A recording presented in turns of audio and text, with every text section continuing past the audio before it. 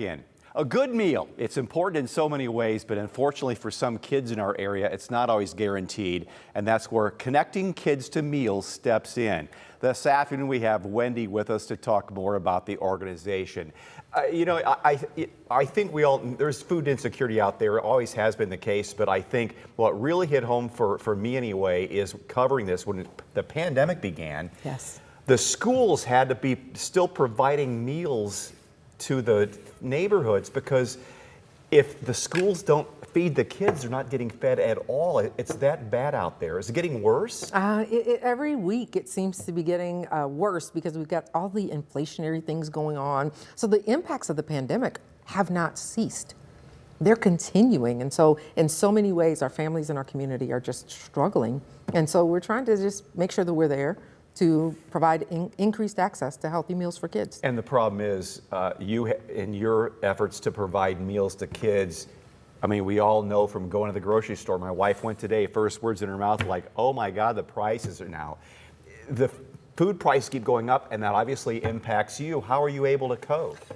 Lots of prayers, Dan. Really? Lots of prayers. It's tough, just by way of example, we provide our kids with fresh fruits and vegetables, but sometimes because we aren't able to get the fresh fruits, we provide the fruit from like cans.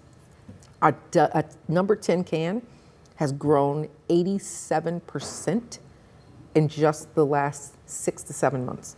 Have some of the products you buy stabilized and have come down to pre-pandemic level or pre-inflation levels? No, none have come back down, but some have slowed in their increases. And so you see a lot of 2, 3, 6% increases, but some of them are as high, 79, 87%.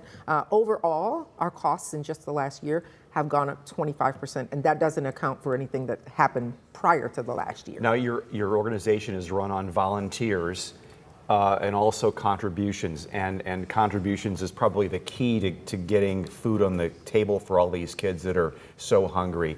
What can you tell us about trying to raise money and try to help this program with Connecting Kids? Absolutely. So first, we have amazing employees. My staff is amazing. Our volunteers that come from our community are wonderful. They come and pack meals. They come and write inspirational cards that go in our weekend bags. They do a wide range of things, and you guys are even there in the fall to help us do a lot of that stuff.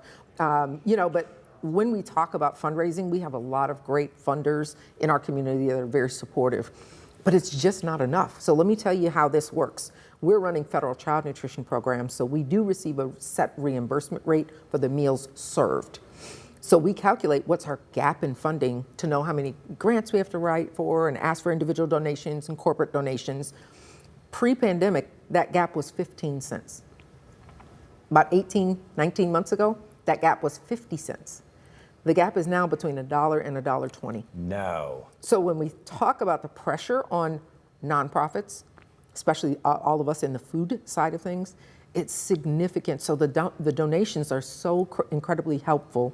We're part of a national buying group. So when we buy the food, it's actually at a reduced price. And so when people donate to us, their dollars are going towards the food. It is imperative that we make sure that we're good stewards of those dollars. Now, just a reminder, you do not want people to contribute food. You want people to contribute dollars to buy, because you get a better deal on the food than they would get even going to Costco or something. That's an excellent point. We are running federal programs, so we have certain rules and regulations with which we have to comply.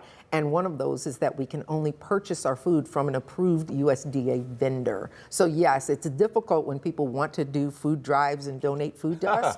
First of all, you have to have food coming from an approved vendor. Secondly, do you have 2,500 of those items? Because that's how many meals we're sending out a day. 6,000 every day in the summer. So we have to have the uniformity. Every child needs to receive the exact same meal. So that's what makes it hard for people to, wrap their minds around supporting us with, food drives and things along that line. It's just a lot bigger than I think most folks realize. We're about out of time here, Wendi. Let us know if people are watching now and they'd like to contribute to Connecting Kids. Tell how to do that. Yeah, absolutely. Visit our website, connectingkidstomeals.org. Visit us, give us a call, 419-720-1106.